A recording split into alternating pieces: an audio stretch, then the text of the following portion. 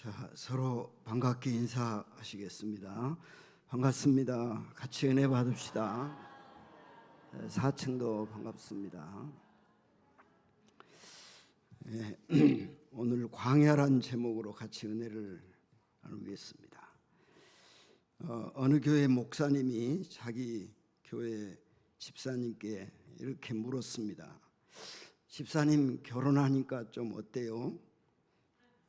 그 집사님은 결혼하여 이제 첫째 아이가 태어났고 둘째 아이가 출생한 지 한 달 정도 된, 여러분 그때는 아이가 밤낮이 없고 계속 울고 낮 밤을 구분하지 못하는 때였습니다. 그 집사님이 대답이, 제가 결혼하고 보니까 90%가 힘듭니다. 안 좋아졌어요. 그래서 목사님이 깜짝 놀랐어요. 아니 90%까지나 안 좋아졌다고. 요즘 이혼들을 너무 쉽게 하니까 겁이 난 거예요. 그런데 그 얼마나 힘이 듭니까? 그러니까 그 집사님이 이런 답변을 했습니다. 제가 90%는 안 좋아졌지만 10%가 좋습니다. 근데 참 이상한 게 그 10% 좋아진 게 안 좋아진 90%보다 더 비교할 수 없이 크다는 것이에요. 답이 애매하죠.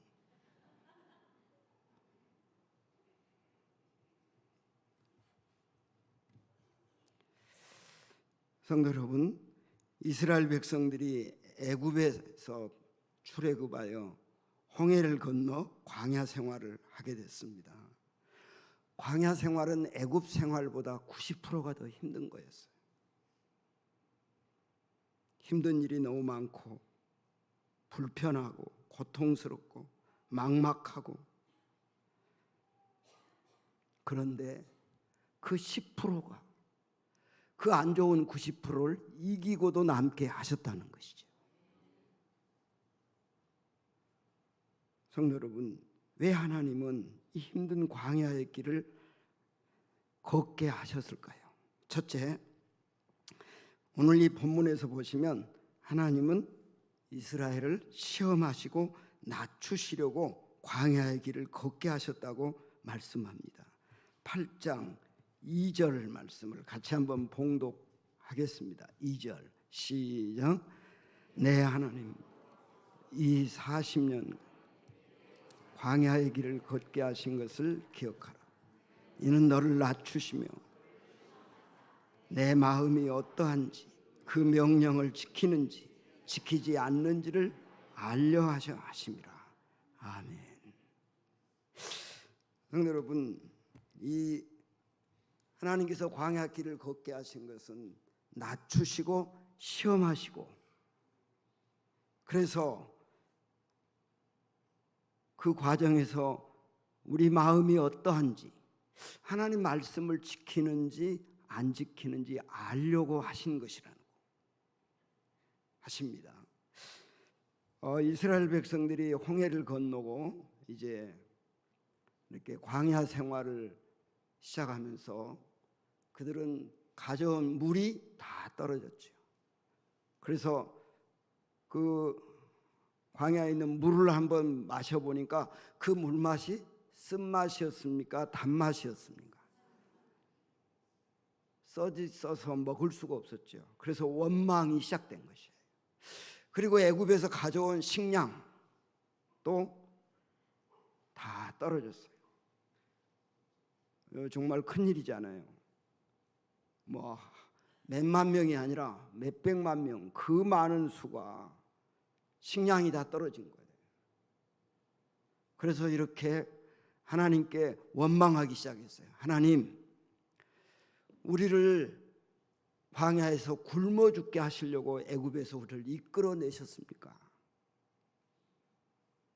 이게 이스라엘 백성들의 원망이었습니다. 자, 그때 하나님의 답변은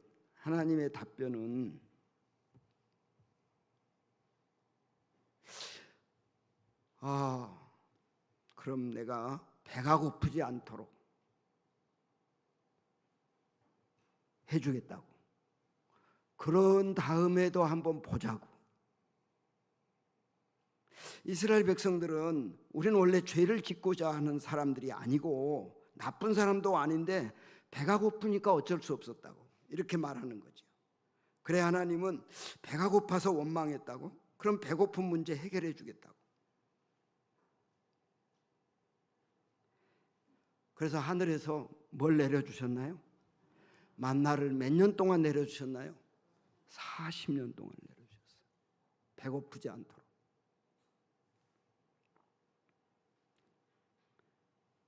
그런데 한번 물어봅시다. 그 뒤로 이들은 계속 원망과 불평을 했나요? 안 했나요? 끊임없이 했습니다.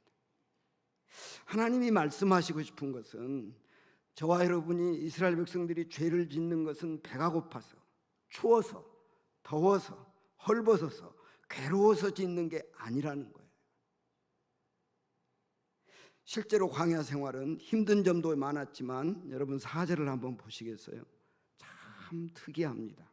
4절 제가 봉독하겠습니다. 이 40년 동안에 내 의복이 뭐해지지 않았나요? 헤어지지 않았어요. 기적이잖아요. 내 발이 부르트지 아니하였느니라. 이렇게 하나님이 돌봐주셨다고 말씀합니다. 자, 결국 우리가 죄를 짓는 것은 그 근본 이유가 어떤 조건이나 환경에 있는 게 아니고 저와 여러분은 죄인이고 죄악의 덩어리고 죄를 만들어내는 공장이라는 사실을 말씀하고 있는 것입니다. 이것이 사실이라면 하나님이 우리를 시험하시면 우리는 복을 받기에 합당할까요? 부족할까요? 부족한 거죠. 다시 말씀드리면 우리가 환경이 어려워서 조건이 나빠서 물론 원망도 하고 불평도 하지만 그러나 하나님은 더 근본적으로 우리의 존재가 우리의 정체성이 저나 여러분이 누구냐 하는 거예요. 광야 생활을 하면서 힘들고 넘어지고 실패하고 어려울 때 내가 누군가를 알았을 때 하나님 저는 어쩔 수 없는 죄인입니다. 그랬을 때 반응이 여러분 나의 죄악됨과 내가 죄의 덩어리고 죄를 만들어내는 공장이고 칼빈의 그 말대로 한다면 전적으로 부패하고 전적으로 무능하여 그런 자라는 것을 알게 되었을 때 그 반응이 예수님을 붙잡는다면 그리스도인인 것이죠. 여러분 우리가 광야 생활의 힘든 과정에서 저는 죄인입니다. 저를 불쌍히 여겨 주시옵소서. 그리고 예수님밖에는 없습니다. 우리는 이런 사람을 신약에서 그리스도인이라고 하는 것이에요. 성도 여러분, 자,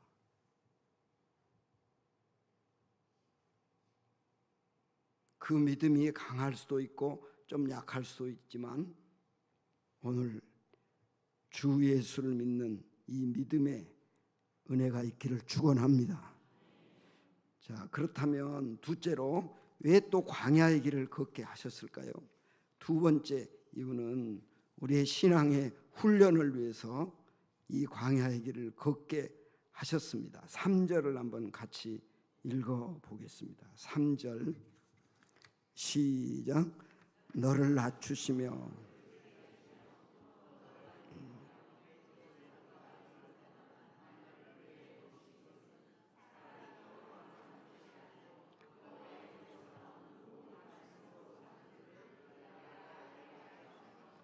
아멘. 아멘. 자, 이스라엘이 출애굽한 후에 홍해를 건넜습니다.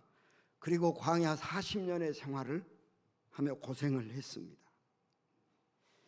그런데 신약에서 보면 이 출애굽 이후로 광야 생활 그 과정에 대한 의미와 상징들을 많이 해석해 주고 있습니다. 예를 들면 출애굽을 했다는 것은 죄인된 자리에서 구원받았다는 것을, 그래서 출애굽 사건은 구원 사건의 큰 예표입니다. 이거는 신학적으로 정확하게 이 출애굽 사건은 하나님의 창조의 사건, 그 다음에 출애굽의 사건, 이것은 우리를 죄악의 자리에서 구원해 주신 하나님의 놀라운 은혜죠. 그리고 가나안 땅으로 인도하시는 그 가나안 땅은 복된 자리, 그 가나안 땅에 들어가게 하신 과정을 말씀해 주고 있어요. 근데 이 출애굽 사건은 크게 두 가지 의미라고 볼 수 있어요. 첫째는 예수 믿으면 우리가 어떻게 사탄의 지배하에서 하나님의 품으로 들어와 나의 신분과 나의 위치가 바뀌어졌는가. 여러분, 우리는 과거 죄와 사단의 종노릇하던 자리에서 구원받아 하나님의 자녀된 신분으로 바뀌어졌습니다. 자, 두 번째로는 우리가 하나님의 자녀가 되었다고 해서 그날로 저와 여러분의 구원이 완성된 게 아닙니다. 자, 다시 말씀드리면 구원을 받았기 때문에 이제 그 구원이 완성되어야 할 길을 가야 하는 문제가 우리 성도들에게, 저에게 다 남아있는 것입니다. 이것을 우리는 조직신학에서 성화 구원이라고 말하고 있습니다. 자, 우리가 예수 믿어 구원받았다면 이제 사탄의 종노릇한 자리에서 벗어났어요. 진노의 자녀에서도 벗어났어요. 형벌받고 저주받아 마땅한 자로부터 이제는 하나님의 자녀라는 고귀한 신분, 특권을 얻었습니다. 얼마나 귀한 것입니까? 그래서 우리 교우들이야말로 사실 그리스도 안에서 보면 보배로운 자들입니다. 한번 옆에 있는 교우들, 보배로운 분이시군요. 그게 제가 괜히 하는 칭찬이 아니에요. 우리는 죄와 사망과 저주와 이 모든 형벌의 자리에서 예수 그리스도의 그 귀한 핏값으로, 주님의 그 십자가의 은혜로 구원받아 이제는 복된 하나님의 자녀의 신분이 되었음을 믿습니다.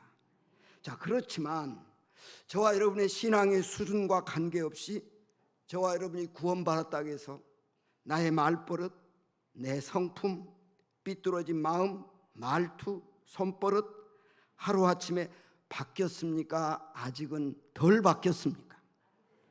아주 솔직하시네요. 솔직히 다 바뀐 분들은 빨리 천국에 가셔야 되는 거예요. 사실 이런 것들을 고쳐내는 데는 얼마나 많은 시간이 걸린지 모릅니다. 내 인생과 인격과 삶에 걸친 새로운 훈련을 쌓아야 하는 것이죠.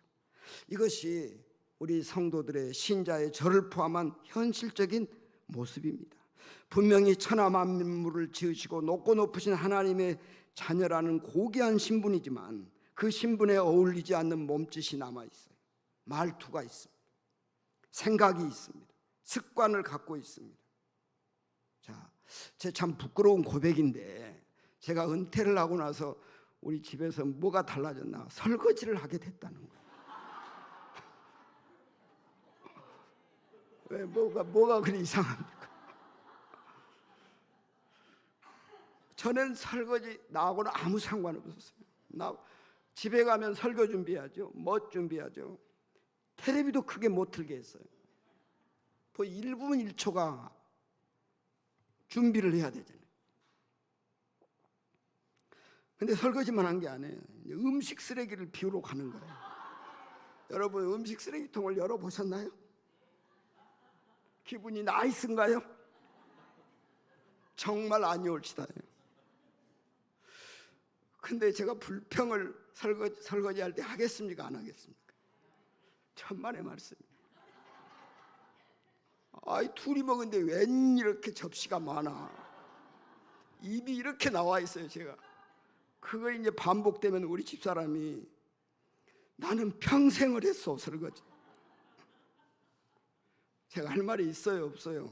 없지요. 평생을 했다는데. 그러고 이제 제가 해봤자 이것도 부족하고 저것도, 그러면 또 다시 우리 집사람이 이제 또 뭐 닦고 어떻게 합니다.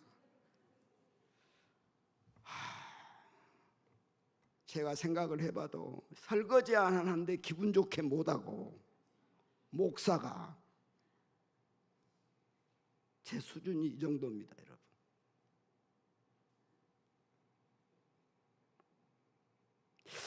하나님께서 우리를 하나님의 자녀에 합당한 성숙에 이르도록 하나님은 훈련시키시는 것이죠. 근데 맨 먼저 하는 훈련이 저와 여러분이 가진 것들을 버리게 하는 훈련을 하는 거예요. 하나님, 나의 더러운 생각, 내 잘못된 습관, 내 사납고 거친 말투, 악한 버릇들을 버리도록 하시는 것이죠. 자, 우리 베드로전서 2장 1절 한번 영상을 띄워주시겠어요? 제가 방금 드린 말씀 제 말이 아닙니다. 한번 읽어보실까요? 시작.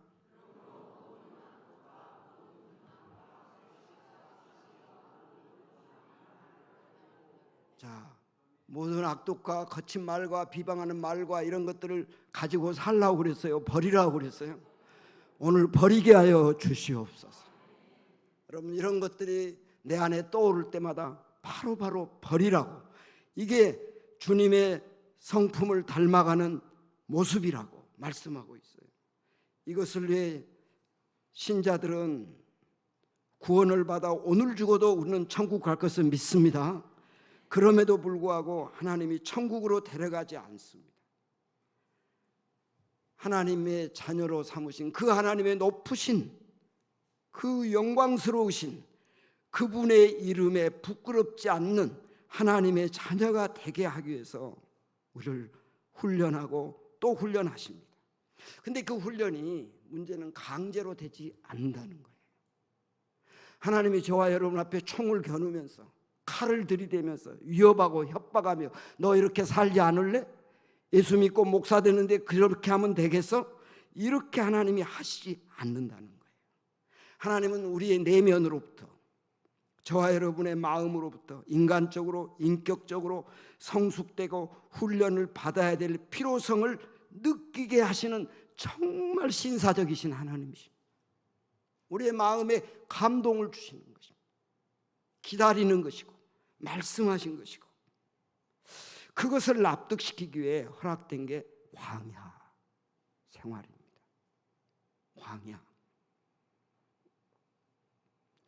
광야에 우리가 이스라엘 백성들이 무슨 훈련을 주로 받았을까요? 많은 훈련이 있죠. 민수기에 보시면 출애굽기에 보시면 쭉 나오잖아요. 근데 저는 두 가지를 오늘 특히 이 본문에 보시면 첫 번째는 고난의 훈련입니다. 무슨 훈련이라고요? 고난의 훈련이에요.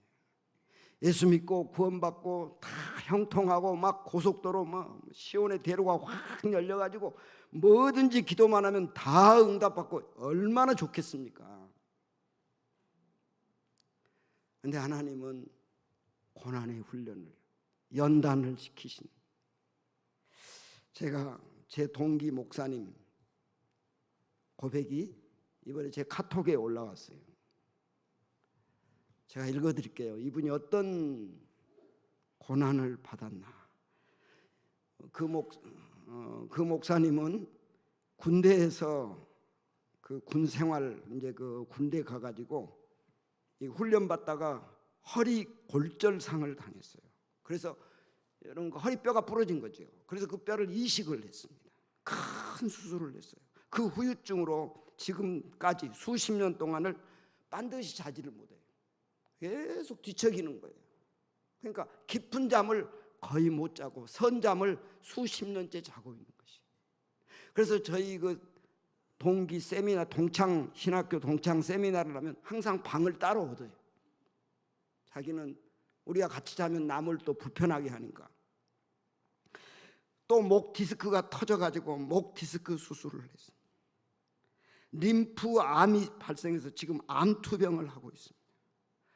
허리가 디스크가 심하게 터져가지고 또 수술을 했습니다. 그래서 이런 고백을 했어요.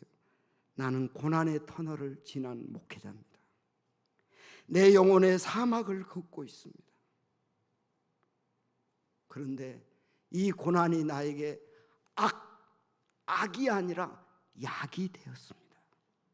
고난이 뭐가 됐다고요? 약이 돼요. 그러니까 한순간도 방심을 할 수 없다는 거예요. 오직 믿음만 붙잡고 오직 주님만 바라보고 목회를 하셨는데 그분이 누구냐? 자, 사진 한번 띄워주세요. 얼굴 본 적이 있어요, 없어요? 보셨죠? 언제 보셨나요? 2년 전에 저희 교회 부흥회 오신 조봉희 목사님. 제가 은퇴하기 전에 마지막 부흥회 하신 분이에요. 이분은 신학교를 졸업하고 돈이 없으니까 아파트 그 상가 지하에 조그만 공간이, 그건 세를 주고 세를 안 내도 쓸 수 있는 버려진 공간을 해서 개척을 시작했어요. 목동에서. 근데 지금 평생 이제 은퇴를 하셨는데 어떻게 됐을까요? 교회가 이렇게 병이 많고 이렇게 고난이 많고, 근데 하나님은, 목사님은 고난을 당하셨지만 교회는 어마어마하게 부흥이 돼요. 여러분, 목동이 서울 가난한 사람들이 살까요? 부자들이 살까요? 떼부자들이 사는 곳이에요. 너무너무 비싼 동네죠. 거기에 사랑채플, 은혜채플, 우리 예배당보다 아마 거짓말하면 한 9층 예배당이 9층이에요. 지하가가 본당이 있어요. 그런 성전이 2개나 있습니다. 성도 수는 헤아릴 수도 없어요. 부교역자만 40명이 넘어요. 이렇게 큰 부흥을 이뤘어요. 그러니까 누가 다 하셨을까요? 정말 하나님이 부흥을 주신 거예요. 고난이 뭐가 됐다고요? 악이 아니라 약이 된 거예요. 자유롭게 몸을 움직이지도 못하고 잠도 제대로 못 자는 형편이지만 그 고난 때문에 하나님을 의지하며 하나님만 바라보며 말씀을 전할 때 은혜를 주시고 성도들이 뒤집어지고 이 생업의 복을 받고 하나님의 살아계심과 임재하심이 나타나는, 우리 열린교회도 이런 교회 될 줄로 믿습니다. 근데 우리 목사님 고난받으라는 뜻이 아니에요. 어떤 집사님이 저한테 이런 고백을 했어요. 목사님, 나 고난 지긋지긋해요. 차라리 나 고난 안 받으려고 기도 와서 1시간 할래요. 그러니까 차라리 1시간 나와서 매일 기도하는 게 낫지, 고난이 그렇게 쉬운 게 아니란 말이에요. 너무 힘든 것입니다. 광야는 무슨 학교라고요? 고난의 학교. 근데 그 고난이 악이 아니라 약이 된다는 건 믿습니다. 자, 마지막 2번째로 고난은 말씀의 학교에 입학한 것입니다. 우리 다시 한번 3절 빨리 읽어보겠어요. 3절 시작.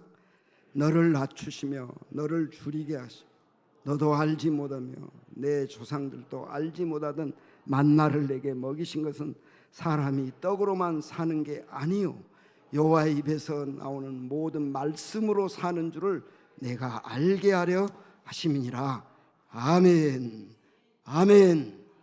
광야에서 먹을 것이 다 떨어졌는데 원망하고 불평하니까 하늘에 만나를 내려주셨는데, 그 만나를 주신 목적은 사람이 떡도 사는데 필요하지만 뭘 가지고 우리 성도들은 살아야 한다고요? 말씀의 은혜. 한번 따라합시다. 말씀의 은혜. 그래서 예배 때마다 말씀의 은혜 받게 하여 주시옵소서. 말씀의 은혜가 정말 이 광야같이 험한 생활할 때 저와 여러분은 절실히 필요한 것입니다. 말씀의 은혜가 임하면 가장 슬픈 순간에도 나의 슬픔을 기쁨으로 바꾸어 주시는 말씀의 능력이 체험하게 되는 것이에요. 말씀의 은혜가 임하면 나의 가장 절망적인 순간에 소망의 노래를 부를 수가 있게 되는 것이죠. 하나님의 말씀의 은혜는 내가 가장 아파하는 깊은 상처를 가지고도 깨끗이 치유해 주시는 치유의 능력을 체험하며 살아갈 수 있는 힘을 하나님은 말씀의 은혜를 통해 허락해 주시는 것입니다. 3가지 말씀드렸어요. 슬픔이 기쁨이 되게 하여 주시옵소서. 절망이 소망의 노래가 되게 하여 주시옵소서. 나의 깊은 마음의 상처를 주님의 말씀으로 치유하여 주시옵소서. 그래서 이 광야 생활에서 하나님 말씀, 지금 뭐 우리 열린교회가 열심히 성경 다 완독하면 뭐까지 선물로 주세요? 66권. 저는 목회할 때 한 번도 안 드렸잖아요. 그래서 저도 하나 탈라고 지금 10편까지 읽었습니다. 곧 다 탑니다. 할렐루야. 여러분, 자, 근데 말씀은 깨닫는서 끝나지 않고 1절을 보시면 참 정말 엄청난 말씀이 나옵니다. 1절 같이 한번 읽어보실까요? 1절 시작. 모든 명령을 너희는 지켜 행하라. 그리하면 너희가 살고 번성하고 여호와께서 너희 조상들에게 맹세하신 땅에 들어가서 그것을 차지하리라. 아멘. 자, 말씀을 듣고 은혜 받았으면 그 말씀을 뭐 하라고 그랬어요? 지켜서 행하라고. 여러분, 행할 때 너무 감사한 것은 우리가 말씀을 지켜 행하려고 발을 한 발짝 뛸 때 하나님이 함께 하신다는 거예요. 이것을 꼭 기억하셔야 됩니다. 저나 여러분의 힘으로는 말씀, 아까 그랬잖아요. 제가 이 설거지 하나도 기쁨으로 못한다니까요. 이렇게 연약한 우리예요. 근데 이번에 제가 새벽기도 나오니까 우리 부목사님이 설교하실 때 아브라함이 자기 마누라를 자기 살라고 누구라고 속였지? 누이라고. 그것도 한 번 했어요? 두 번이나 그랬어요? 두 번째 할 때 그 본문을 하시더라고요. 그러면서 우리 인간은 아브라함이 연약하듯이 우리도 이렇게 연약합니다. 연약함을 뛰어넘는 은혜를 받게 하여 주옵소서. 가만히 저 들으라고 한 소리 같아요. 여러분, 말씀의 은혜 주실 때 그 말씀 지키려고 몸부림칠 때 누가 함께 해주세요? 하나님이 함께 해주시는 것이에요. 그래서 그 한 발짝을 딛고 또 순종하고 나가면 하나님이 얼마나 큰 복을 약속했는지. 자, 오늘 설교 마지막 결론입니다. 16절입니다. 다 같이 읽고 마치겠어요. 16절입니다. 시작. 광야에서 내게 먹이셨나니 이는 다 너를 낮추시며 너를 시험하사 마침내 내게 복을 주려 하심이었느니라. 아멘. 하나님의 복은 광야 생활로 고생만 하라고 끝나는 게 아니고 마침내 너에게 뭘 주려냐고요? 복을 주시겠다. 이 복 받아 누리시기를 축복합니다. 그게 예수 믿는 맛이지 않겠습니까? 자, 그 복이 여기 다 나와 있어요. 우리 읽고만 마치겠어요. 7절부터 10절까지 이 복 다 여러분 모두 여기 모이신 분들이 주인공이 될 수 있어요. 10절부터 시작. 내 하나님 여호와께서 너를 아름다운 땅에 이르게 하시나니 그것은 골짜기든지 산지든지 시내와 분천 샘이 흐르고 밀과 보리의 소산지요 포도와 무화과의 석류와 감람나무와 꿀의 소산지라. 내가 먹을 것에 모자람이 없고 내게 아무 부족함이 없는 땅이며 그 땅의 돌은 철이요 산에서는 동을 캐낼 것이라. 내가 먹어서 배부르고 내 하나님 여호와께서 옥토를 내게 주셨으므로 말미암아 그를 찬송하리라. 아멘. 이 은혜와 이 복이 주 안에서 임하시기를 축복합니다. 기도하겠습니다. 하나님 아버지, 오늘 우리를 죄악에서 구원해 주시며 우리로 하여금 지금 죽어도 천국이지만 이 세상 광야 같은 세상, 누구도 알 수 없는, 누구에게도 말할 수도 없는 깊은 고민과 아픔과, 그래서 주님을 바라볼 수밖에 없는 이 믿음으로 끝까지 달려갈 힘을 더하여 주시옵소서. 주여, 광야에서 고난당할 때 이것이 악이 아니라 약이 되는 역사를 주시옵소서. 광야에서 말씀의 은혜 받고 살게 하여 주시옵소서. 그리하여 마침내 복을 받는 가나안 땅의 복, 천국의 복, 이 땅에서도 누리며 하나님께 영광 돌리게 하여 주시옵소서. 우리 열린교회 김두영 목사님을 세우시고 장로님들과 항존직과 또 비택자들과 모든 교우들, 새 가족들 주님이 은혜와 평강을 내려 주시옵소서. 주 안에서 잘 때는 복을 내려 주시옵소서.